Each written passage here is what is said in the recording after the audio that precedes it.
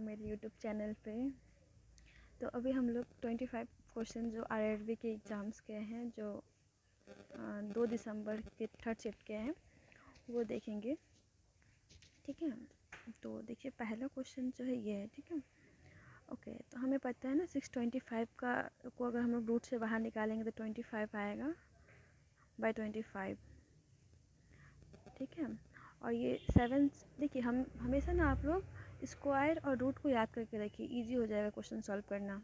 ठीक है, और ये जो 676 है ये आपका 26 का रूट ओवर है, तो 1 + 26 हो जाता है आपका 27। इधर लिखा है 1 × x। ठीक है, तो 27 ही होगा हमारा आंसर, क्योंकि 1 हमें पता है, 1 को मल्टीप्लाई कीजिएगा तो उतना ही आता है। होप आपको ये समझ में आया हो। ये बहुत लंबा प्रोसेस है, एग्ज़ाम हॉल में हमेशा स्मार्ट तरीका अप्लाई करना चाहिए आप लोगों को।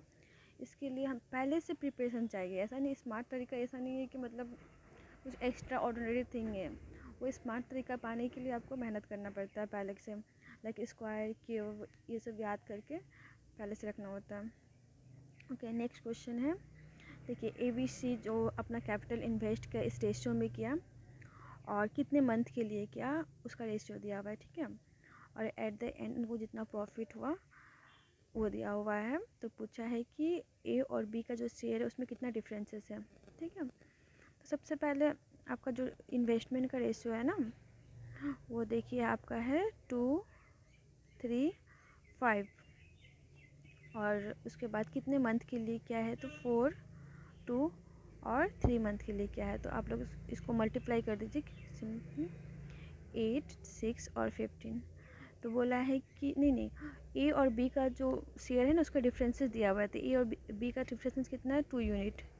2 यूनिट का वैल्यू है 1,86,000। ठीक है, तो हम लोग यहाँ वन यूनिट का वैल्यू निकालेंगे पहले, और हमारा प्रॉफिट में जो C का वैल्यू है वो 15 यूनिट है। ठीक है, तो हम लोग 1 यूनिट का वैल्यू निकालने के बाद उसको 15 से मल्टीप्लाई कर देंगे, और जितना आएगा उतना ये हमारा आंसर होगा। तो 15 इसको 2 से मल्टीप्लाई करेंगे तो कितना 93,000 आएगा, है ना। और 93 को हम लोग 15 से मल्टीप्लाई करेंगे तो 1,13,000 इतना आएगा। वो आपको लॉजिक समझ में आया हो, और बेटर वे में आप लोग यहाँ से ये देख सकते हैं। बट स्मार्ट अप्रोच वही है, 2 लाइन में सॉल्व करने का। उसके बाद बोला है डायमेंशन दिया हुआ है। ठीक है, देखिए 2 मीटर में दिया हुआ है, 1 सेंटीमीटर में दिया हुआ है। उसके बाद बोला है ब्रिक्स का दिया हुआ है, ईंट का जो डायमेंशन है वो दिया हुआ है, और बोला है कि उस हॉल को बनाने में टोटल नंबर ऑफ़ ईंट कितना लगेगा। तो हम लोग ना ऐसा निकाल सकते हैं, सबसे पहले तो जो डायमेंशन दिया हुआ है ना रूम का, उसका वॉल्यूम निकालेंगे और एक ईंट का वॉल्यूम निकालेंगे। तो रूम के वॉल्यूम से एक ईंट का वॉल्यूम को अगर हम लोग डिवाइड कर देते हैं तो नंबर ऑफ़ ब्रिक्स निकल जाएगा। ठीक है, और एक चीज़ इसमें गौर कीजिएगा कि इसमें ना 1000 ऑलरेडी दिया हुआ है। तो आपका अगर आंसर अगर 1000 में आता है तो आपको 1000 नहीं लिखना है, सिर्फ जो डिजिट है उसको लिखना है। ठीक है, तो देखिए तो हम लोग सबको सबसे अच्छा कर सकते हैं, हम लोग सबको सेंटीमीटर में चेंज कर सकते हैं ताकि ये इजी हो जाए। और हमें पता है ना कि क्यूबॉइड जो होता है इस तरह का आकार का होता है ना, ऐसा हिंदी में इसको क्या बोलते हैं, ये जो है इसको क्यूबॉइड बोलते हैं। ठीक है, इसका वॉल्यूम जो होता है length into breadth into height होता है। ठीक है, 14 सेंटीमीटर, और ये दोनों मीटर में है तो हम लोग इस दोनों के लिए 100 स्क्वायर यहाँ लिख देते हैं। और नीचे 15 × 10 है और 13 है ना, 30 है सॉरी। तो हम लोग सबको अगर काटा कुटी करते हैं तो हमारा आंसर 16,000 आएगा। और यहाँ पे गौर कीजिएगा, यहाँ पे 1000 ऑलरेडी दिया हुआ है तो हम लोग 1000 नहीं लिखेंगे, हम लोग सिर्फ यहाँ पे 16 लिखेंगे। होप आपको मेरा लॉजिक समझ में आया होगा। ना आया है तो यहाँ पे भी सेम प्रोसेस दिया हुआ है, थोड़ा लेंदी है, बट 2 लाइन में अगर मैंने वही कहा कि पहले रूम का डायमेंशन निकालिए क्यूबॉइड का, देन डिवाइडेड बाय एक ब्रिक्स का। उसके बाद दिया हुआ है ये देखिए, बोला है cos A + B = this, then find the value of cos 75। तो यहाँ पे सिंपली हम लोग cos 75 को cos 30 + 45 लिख सकते हैं ना। उसके बाद सिंपली इस फार्मूला जो दिया हुआ है वहाँ पे तोड़िए, और cos 30 का वैल्यू आपको पता है क्या होता है, √3/2 होता है। sin 30 का वैल्यू 1/2 होता है। देखिए लॉजिक हम बता दिए, सॉल्व आपको खुद ही करना है, ठीक है ना, क्योंकि यहाँ पे स्पेस बहुत छोटा है और मेरे पास उतनी रिसोर्सेज नहीं है। तो यही है, इस तरह से सॉल्व कीजिए, वैल्यू आ जाएगा, इतना आएगा वैल्यू। और फिर भी आपको डाउट होता है तो सेम तरीके से यहाँ पे क्या हुआ है आप लोग देख सकते हैं सॉल्यूशन। उसके बाद बोला सिंपल इंटरेस्ट फॉर 6 इयर्स। देखिए 6 साल के लिए किसी व्यक्ति को इतना सिंपल इंटरेस्ट मिलता है, ठीक है, 29,250 रुपया। लेकिन वो डायरेक्टली मतलब एक बार में उसने जमा नहीं किया, उसको पहले उसने 2 साल के लिए जमा किया, जहाँ पे उसको इंटरेस्ट मिला था आपको 7% से, ठीक है, और फिर उसने 4 साल के लिए जमा किया, जहाँ पे इसको इंटरेस्ट मिला 16% के हिसाब से। तो पहले हम लोग देखेंगे 2 वर्ष के लिए कितने परसेंट से, 7% से, ठीक है, तो इसका इंटरेस्ट हो गया आपका 14%। फिर उसने जमा किया 4 साल के लिए 16% से, तो 16 चौका 64% हो गया, ठीक है ना। फिर दोनों को ऐड कर देंगे तो हो जाएगा हमारा 78%। तो इसको टोटल इंटरेस्ट मिलता है 78%, मतलब हमारा 78% का वैल्यू है आपका 29,250 रुपया। तो बोला है कि कैपिटल कितना था, मूलधन कितना था, तो हम लोग सिंपली 100% का वैल्यू निकालेंगे, डिवाइडेड बाई 78 इंटू 100 करके 7/4, ठीक है। उसके बाद आप लोग डिवाइड करके आंसर निकाल लीजिएगा, इसका आंसर ये होगा। और यहाँ प्रोसेस थोड़ा लंबा है, ठीक है, एग्ज़ाम में हमेशा स्मार्ट अप्रोच जैसा हम बोल रहे हैं वैसा अपनाना चाहिए। उसके बाद बोला है mean and medium prime numbers. बोला है प्राइम नंबर्स जो है ना 21 और 51 के बीच, उनका क्या है, मीन एंड मीडियम का डिफरेंसेस निकालना है। तो सबसे पहले आपको पता है प्राइम नंबर क्या होते हैं। सबसे पहले 21 और 50 के बीच प्राइम नंबर देख लीजिए कौन कौन से हैं। तो 21 और 50 के बीच आपको पता है ना प्राइम नंबर क्या होता है, जो खुद के अलावा सिर्फ एक से डिविजिबल हो, पर एक जो नंबर है ना वो प्राइम नंबर नहीं है, 2 से स्टार्ट होता है। तो यहाँ हमें 21 और 50 के बीच निकालना है, तो होता है 23 है पहला, ठीक है, 25 26 नहीं है, 27 भी नहीं है, 29 है, 31 है, देन 37 है, 41 है, और उसके बाद आता है 47 है। आई थिंक इतना ही है। टोटल नंबर कितना है 1 2 3 4 5 6 नहीं और एक होगा 23।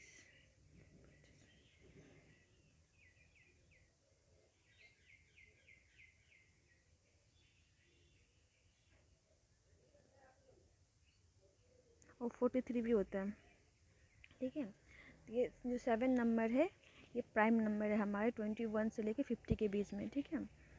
तो अगर हमें मीन निकालनी है सिंपली हम लोग क्या करते हैं, मीडियम निकालने के लिए इस सब को इसका एवरेज निकाल लेते हैं, ठीक है। एवरेज निकाल लेंगे तो हमारा मीडियम बन जाएगा। और मीन निकालने के लिए क्या करेंगे, अगर 7 है ना तो 7 + 1 करके 2 से डिवाइड कर देंगे। इसका सोल्यूशन ही आप लोग देख लीजिए, मुझे तो मुश्किल हो जा रहा है एक्सप्लेन करना। वैसे याद रखिएगा मीडियम निकालते वक्त ना, अगर टोटल नंबर जो होता है वो अगर ऑड नंबर हो तो उसमें हम लोग 1 ऐड करके 2 से डिवाइड करते हैं। अगर वो ऑलरेडी इवन हो तो उसमें 1 ऐड नहीं करते, डायरेक्ट 2 से डिवाइड कर देते हैं, और जो टर्म आएगा वो वैल्यू लिख देते हैं।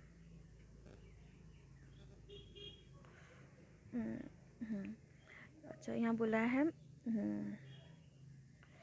देखिए यहाँ टोटल ABC का वैल्यू दिया हुआ है, ठीक है, और ABC में डिवाइड किया गया है। तो यहाँ A:B:C है, ठीक है। तो A:B का वैल्यू आपका 5:4 और B:C का वैल्यू है 9 10, ठीक है।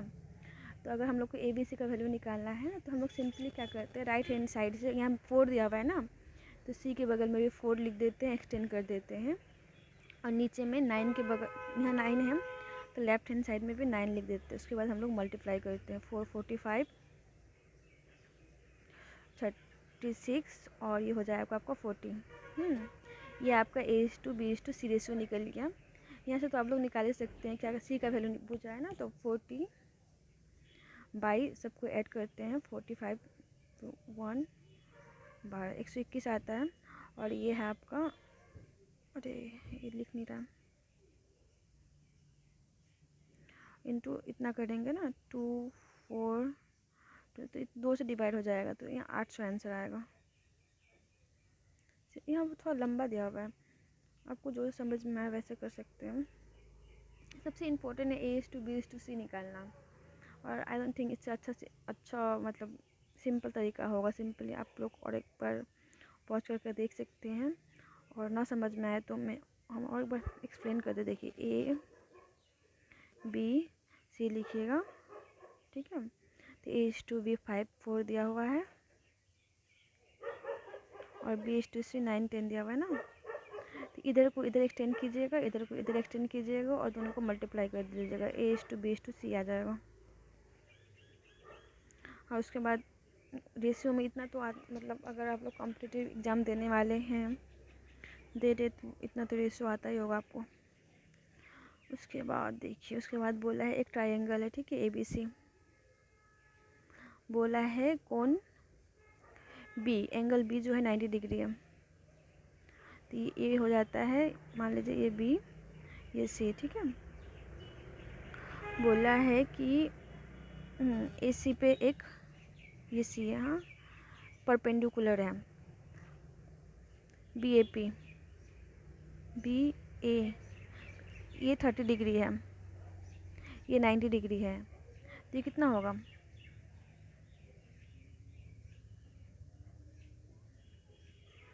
तो माइनस करके आप लोग निकाल लीजिएगा। और यहाँ पे भी दिया हुआ है, यहाँ पे भी अच्छे तरीके से दिया हुआ है सिंपल में। You can follow this also. उसके बाद ये इसमें कुछ नहीं है, इसमें आपको सिर्फ फार्मूला याद होना चाहिए। AQ + BQ + CQ - 3ABC = क्या होता है?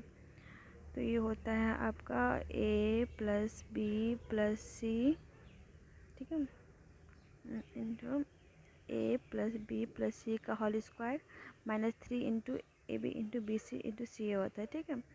वैल्यू रख दीजिएगा तो आंसर आ जाएगा। इसमें कुछ नहीं है, इसमें सिर्फ फार्मूला है। यहाँ फार्मूला आप लोग देख सकते हैं।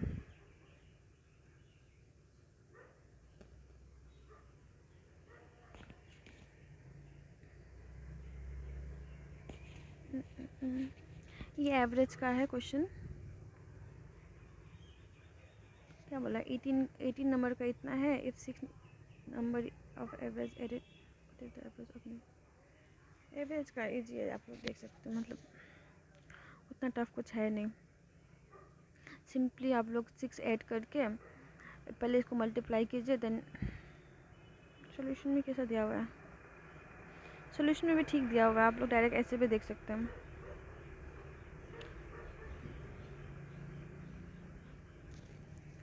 देन ये बहुत लंबा हो गया। अच्छा, सम ऑफ द रेडियस, ये बोला है सिलेंडर के बारे में क्वेश्चन है, ठीक है। और पूछा है, बोला है कि द सिलेंडर का जो रेडियस, ठीक है, मतलब व्यास और हाइट का जो है टोटल 39 है, एंड टोटल सरफेस एरिया होता है दिया हुआ है। तो आपको फार्मूला याद होना चाहिए कि जो सिलेंडर होता है ना, उसका सरफेस एरिया का फार्मूला होता है आपका 2πr/r+h, ठीक है, इक्वल टू दिया हुआ है आपका 1716। तो यहाँ से आप लोग r का वैल्यू निकाल लीजिएगा, इसका वैल्यू 39 रख के निकाल लीजिएगा। उसके बाद सिंपली वॉल्यूम निकाल दीजिएगा। वॉल्यूम का फार्मूला होता है आपका क्या, 4πr²h, 4πr²h, ठीक है। r का वैल्यू निकाल के पुट कर दीजिएगा। हाइट निकल जाएगा ना जब r + h 39 दिया हुआ है। यहाँ पर सॉल्यूशन है, ये बहुत लंबा दिया हुआ है, बट 2 लाइन में मैथ बन जाएगा ये।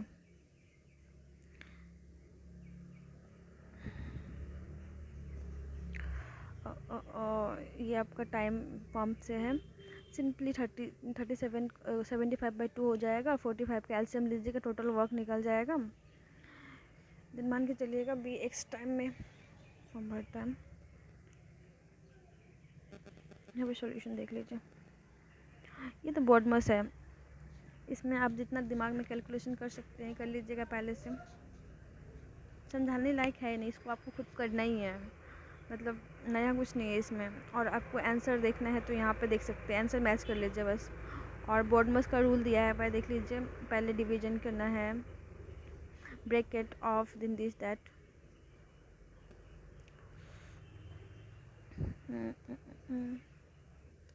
ओके, मार्केट प्राइस दिया हुआ है, ठीक है, और सेलिंग प्राइस दिया हुआ है। बोला है कि डिस्काउंट परसेंटेज, तो आपको पता है डिस्काउंट हमेशा जो है ना मार्केट प्राइस पे निकलता है। तो 15,000 से 12,000 को माइनस कर लीजिए, कितना आएगा,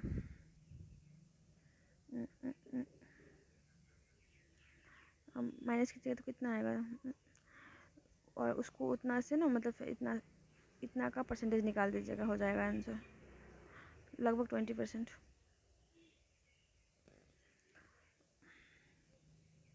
ये ट्रेन और प्लेटफॉर्म्स वाला क्वेश्चन है, आप लोग क्वेश्चन देखिए, और ये ठीक दिया हुआ है सॉल्यूशन, आप लोग इसको डायरेक्ट देख सकते हैं।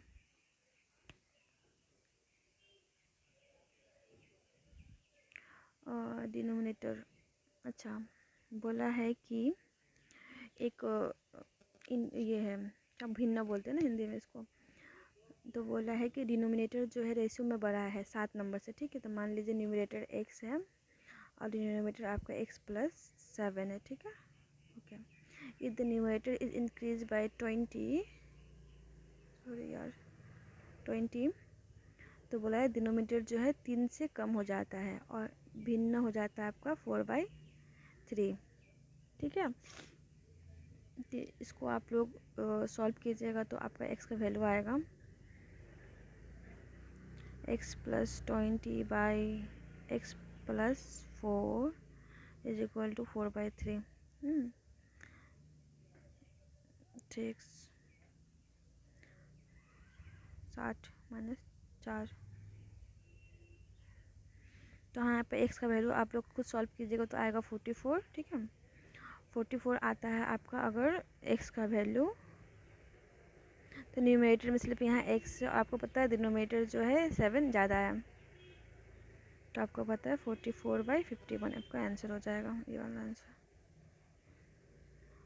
फॉर एग्जाम्पल, अच्छा, इसमें बोला है कि कॉस्ट प्राइस मान के चलिए 100 है, तो प्रॉफिट 190% है,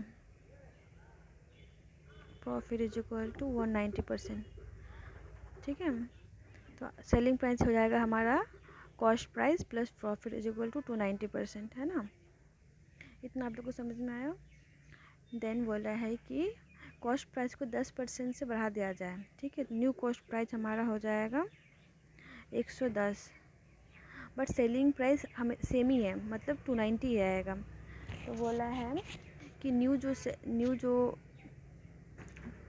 प्रॉफिट है वो सेलिंग प्राइस का कितना परसेंटेज है, तो न्यू प्रॉफिट कितना निकलेगा हमारा, माइनस कीजिएगा तो 180 निकलेगा, ठीक है। और हमारे से बोला है सेलिंग प्राइस पे, देखिए 180/290 इंटू 100, देखिए 2 जीरो से यहाँ काटेंगे ना तो 2.9 आएगा, ऑलमोस्ट 3 आ जाएगा, तो ये हो जाएगा 60। मतलब देखिए 3 से कम है ना, तो ऊपर हमें थोड़ा 60, मतलब डिवीजन करने से 60 से थोड़ा एबव आना चाहिए, और एबव थोड़ा ये है आंसर। थोड़ा लॉजिक लगा लीजिएगा ऑप्शन स्कैन करके। उसके बाद वुमेन वाला क्वेश्चन है, बोला है कि एक वुमेन का जो एज है अपने बेटे से 28 वर्ष ज़्यादा है। तो मान लीजिए बेटे का एज है आपका x, सन का एज, और वुमेन का एज हो जाएगा आपका x+28, ठीक है। तो बोला 3 साल बाद, मतलब x+3 is equal to x+28+3, ठीक है। क्या बेटे का उम्र क्या हो जाएगा, डबल हो जाएगा। इसको सॉल्व कीजिएगा, सिंपली जो x का वैल्यू निकलेगा ना वही आपका बेटे का एज होगा। आई नो कितना निकलेगा, सोल्यूशन आपको देख लीजिएगा। मेरे पास स्पेस थोड़ा कम है। ये है आपका, अच्छा इसमें ना कंपाउंड बोला है कि हरी जो है 100 रुपये इन्वेस्ट करता है सिंपल इंटरेस्ट पे, कितना परसेंट से 11%, 11.03% से, कितना साल के लिए, 3 साल के लिए, ठीक है। तो इसका इंटरेस्ट हो जाता है आपका 33.09%। ठीक है, तो बोला है टीपू कितना रुपया इन्वेस्ट करे 3 साल के लिए कंपाउंड इंटरेस्ट पे, ठीक है, 10% पे, तो उसको उतना ही इंटरेस्ट मिले। ठीक है, हमें पता है 10% के हिसाब से 3 साल का कंपाउंड इंटरेस्ट भी हमें 33.09% ही होता है, मतलब इन्वेस्टमेंट सेम ही रहेगा। लॉजिक लगाना था बस। इसके बाद बोला है मीन एंड प्रोपोर्शन। आपको इसमें मीन और मीडियम निकालना आना चाहिए, पता है। मीन निकालने के लिए होता है क्या, बोलिए तो x is equal to √1/8 into 3.2, ठीक है। तो इसका वैल्यू ऑलमोस्ट 2.4 आ जाएगा। आप लोग इसको कैलकुलेशन कर लीजिएगा। और आपका थर्ड प्रोपोर्शन निकालने के लिए होता है 5/3 का ना, तो ऐसे होता है, 3 को डबल रिपीट करते हैं,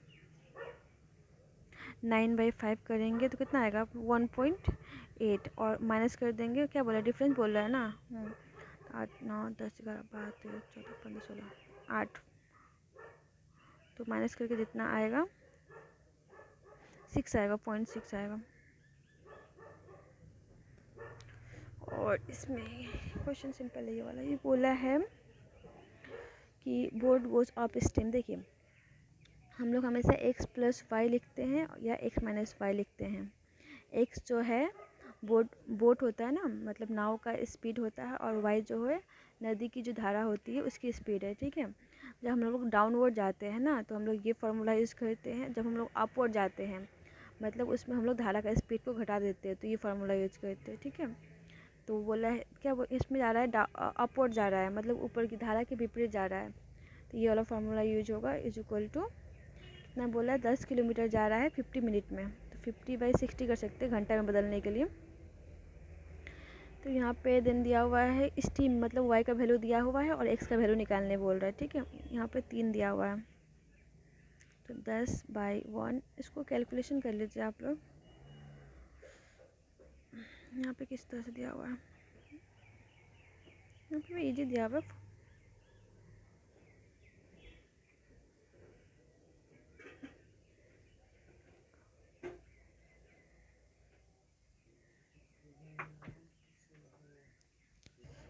ओके, तो इस क्वेश्चन में पूछा है 8 का डिविजिबिलिटी रूल पूछा है, ठीक है।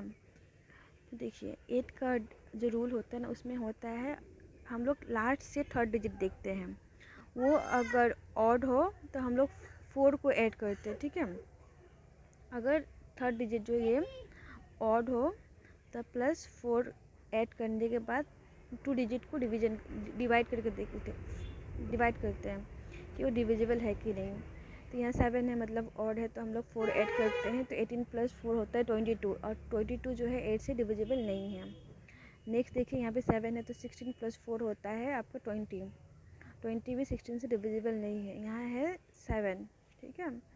और 12 + 4 होता है 16, विच इज़ डिविजिबल बाई 8, तो ये आपका आंसर हो जाएगा। ये है रूल। यहाँ पे थोड़ा डिफ़िकल्ट है, पर आप लोग थोड़ा ये नंबर सिस्टम अच्छे से पढ़ लीजिएगा। ये है क्वेश्चन, ये थोड़ा टोटल वर्क निकालिए, पहले कैपेसिटी निकाल लीजिए टोटल वर्क का।